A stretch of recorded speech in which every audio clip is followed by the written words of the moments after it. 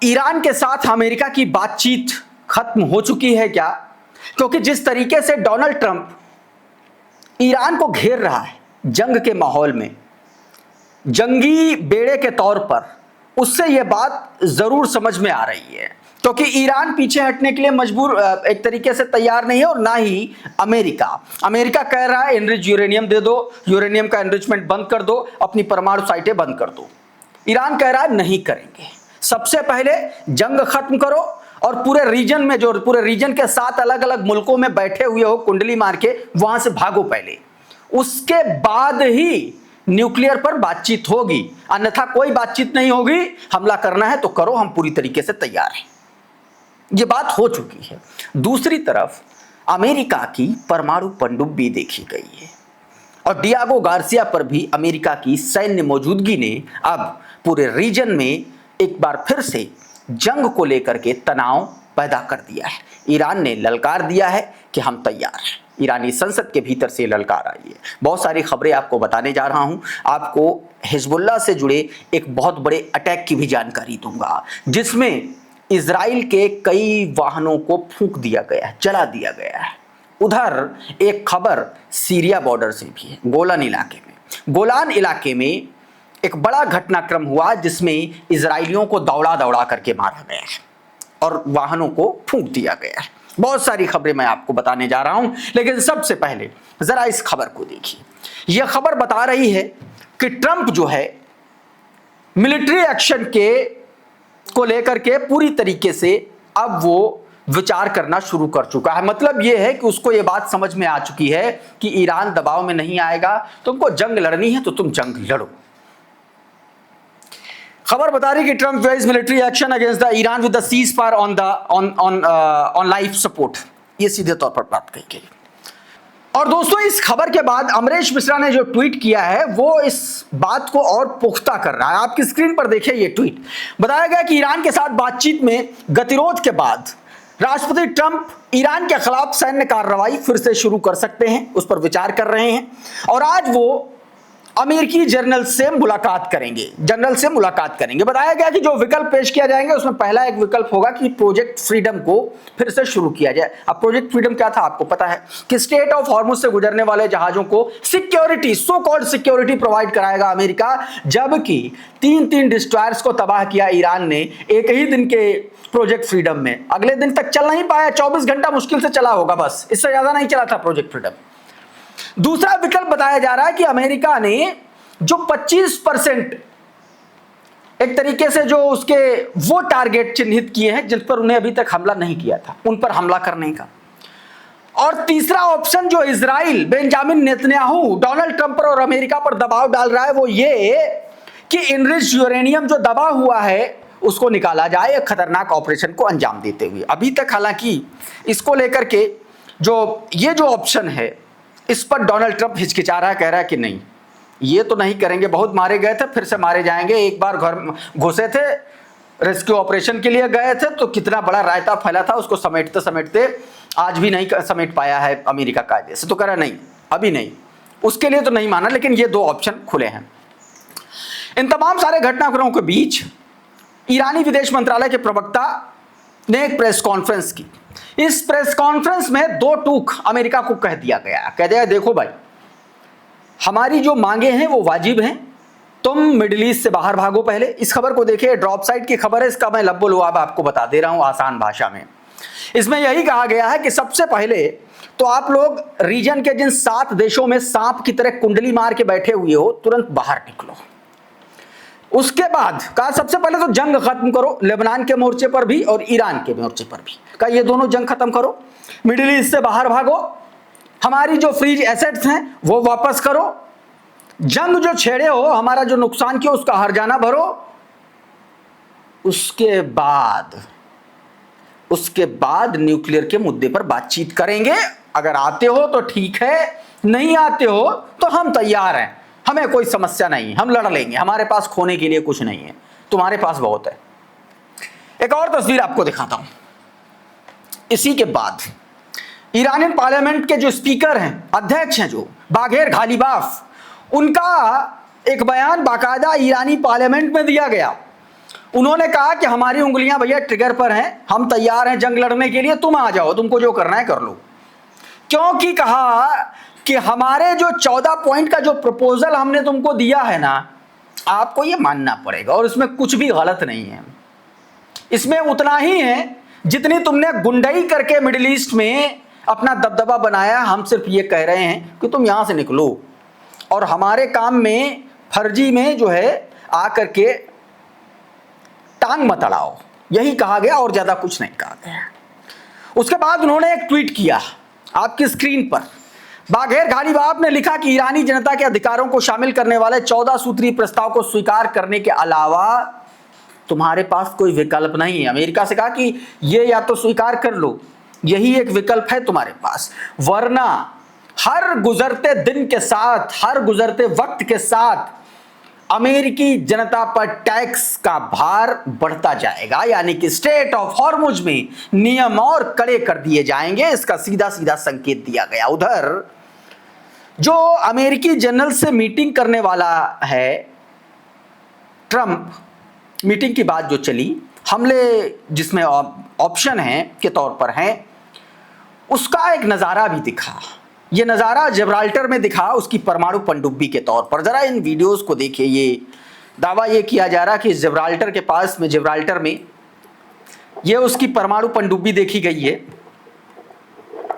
और अमूमन ये एक तरीके से इस लेवल की जो घातक परमाणु पनडुब्बी है, यूएसएस अलास्का इसका नाम है, ये वहां देखी गई। और 10 मई का ये वीडियो है, 10 मई को उधर देखी गई। माना जाता है कि इस तरीके की जो हथियार होते हैं, पनडुब्बी होती हैं, वो उनकी लोकेशन रिवील नहीं की जाती है।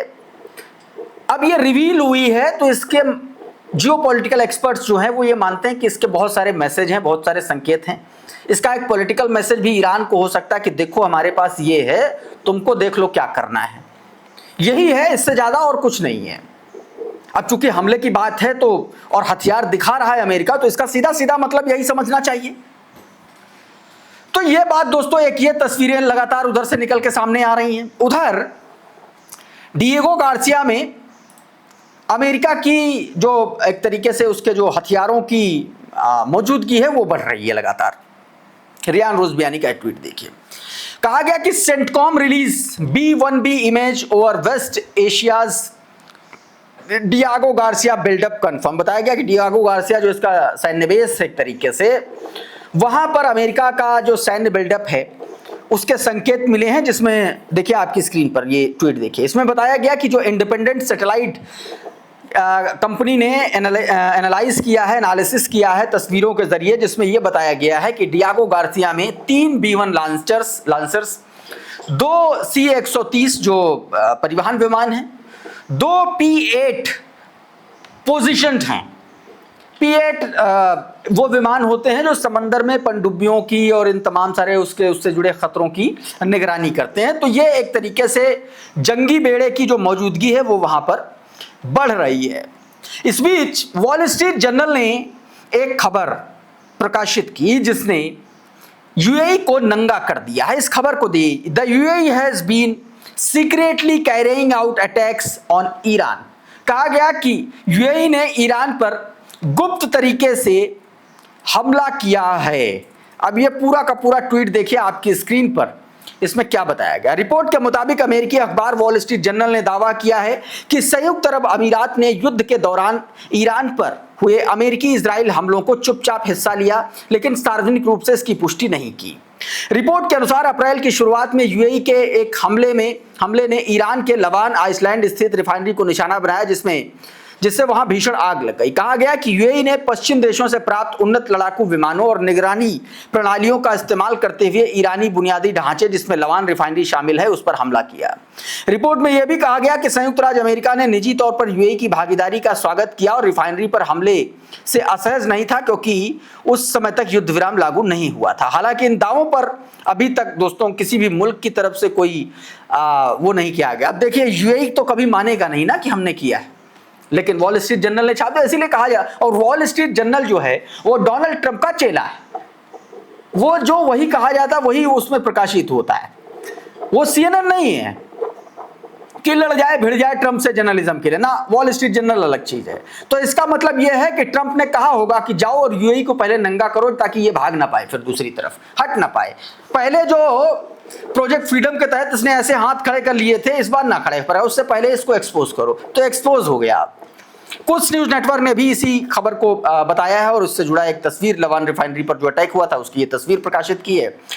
इस बीच ईरान ने भी सीधे तौर पर ब्रिटेन और फ्रांस को ताकीद कराया। आपको पता है कि 2 दिन पहले एक खबर आई थी जिसमें दावा किया गया था कि फ्रांस और ब्रिटेन अपने अपने जो युद्धक एक तरीके से बेड़े हैं, उनके जो वॉरशिप्स हैं वो स्ट्रेट ऑफ हॉर्मुज की तरफ भेज रहे हैं जंग को लेकर के, दबाव बनाने को लेकर के। ईरान ने कह दिया है, ये तस्वीर देख लीजिए, खबर देख लीजिए जरा, क्रेडिबल न्यूज की खबर। ईरान ने कह दिया है कि इधर आने की कोशिश मत करना, अगर आओगे तो बहुत माकूल, मजबूत और तगड़ा जवाब दिया जाएगा। यही एक लाइन की खबर है, इसमें यह सीधे तौर पर ईरान की तरफ से कह दिया गया। रिपोर्ट्स ये बताती हैं कि फ्रांस का जो एयरक्राफ्ट कैरियर है चार्ल्स डी गाल, वो मिडिल ईस्ट की तरफ बढ़ रहा है, जबकि ब्रिटेन ने भी सैन्य मौजूदगी बढ़ाने के संकेत दिए हैं। इस पर गरीबाबादी ने कहा है कि सुरक्षा के नाम पर विदेशी युद्धपोतों की तैनाती वास्तव में एक तरीके से मिलिट्री बिल्डअप बढ़ाने की कोशिश है, ये कहा जा रहा है। उधर दोस्तों मिसगांव में जबरदस्त तरीके से, मिसगांव आपको पता है कि इजरायली इलाका है, वहां पर हिजबुल्लाह ने स्ट्राइक करके आईडीएफ के कई वाहनों को जलाकर राख कर दिया है। ये उससे जुड़ा वीडियो है। साइलेंस साइरस ने यह दावा किया है, आपकी स्क्रीन पर ये ट्वीट, ये वीडियो आप साफ तौर पर देख सकते हैं। इस गांव में इजरायली मिलिट्री व्हीकल्स को हिजबुल्लाह ने स्ट्राइक करके जो है जला दिया है, फूंक दिया है, ये जानकारी निकल के सामने आई। एक और ये वीडियो देखिए। इस वीडियो में दरअसल जो आपको नहीं आ पा रहा होगा, लेकिन मैं आपको बता दे रहा हूं हुआ क्या है। हिजबुल्लाह ने आईडीएफ के बीच में जबरदस्त तरीके से लड़ाई छिड़ी। इसका वीडियो कहीं से नहीं आया, एक पत्रकार हैं उन्होंने ये वीडियो जारी किया। बताया कि बयूत अल सयाद में ये टकराव हुआ, ये गुरुवार को टकराव हुआ है, यानी कि आज है मंगलवार, संडे, मंडे और उधर के 2 दिन, मतलब ये चार दिन पुराना वीडियो है। लेकिन ये मतलब ये घटना 4 दिन पुरानी और वीडियो अब निकल के सामने आया है। बताया जा रहा है कि पहले हिजबुल्लाह ने 2 इजरायली टैंकों को ध्वस्त किया, आप वो लाल सर्कल देख रहे होंगे।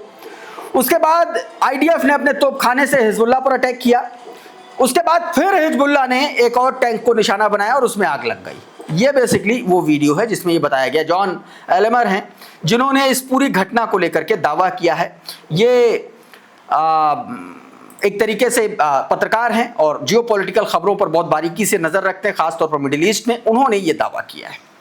उधर दोस्तों एक और बड़ा एक तरीके से आप कह लीजिए कि कमांड कंट्रोल का काम करने वाले एक सबसे ताकतवर इजराइल के वाहन को हिजबुल्लाह ने उड़ा दिया है एफपीवी ड्रोन से। देखिए जरा ये वीडियो देखिए। एफपीवी ड्रोन के जरिए ये वाहन है। इजराइल के पास इन वाहनों की संख्या बेहद कम बताई जाती है और उसको हिजबुल्लाह ने उड़ा दिया। यानी कि एक इस व्हीकल को उड़ाना, Ofek, the Ofek is the specialised, tweet देखिए जरा क्लैश रिपोर्ट का। Hezbollah shows footage of the FPV drone strike targeting a rare Israeli Ofek heavy command vehicle. Ofek जो इजराइल का एक हैवी कमांड व्हीकल है उसको निशाना बनाया और ये बताया जा रहा है कि एक तरीके से कंट्रोल कमांड के तौर पर इस्तेमाल होता है। आईडीएफ उसको इस्तेमाल करता है और उसको जो है धराशायी कर दिया है। एक खबर और देख लीजिए। ये हिजबुल्लाह ने आप समझ लीजिए कि एक के बाद एक कई अटैक किए हैं, बीते दिन जबरदस्त हमले किए हैं और उन हमलों में ये दावा किया जा रहा है कि 20 अटैक किए हैं। उसमें कई सारे आप कह लीजिए कि जो इजरायली या फिर इजराइल के जो व्हीकल्स हैं, जो बुलडोजर्स हैं, उनको तबाह कर दिया है, उनको एक तरीके से नष्ट कर दिया है। ये जानकारी दी गई है। अलबायदा में एक इजरायली सैन्य जमावड़े पर भी हमला किया गया है। तो दोस्तों अभी के इस वीडियो में बहरहाल इतना ही। बहुत बहुत शुक्रिया, बहुत बहुत धन्यवाद। आप जुड़े रहिए आपके अपने चैनल द लाइव टीवी के साथ। नमस्कार।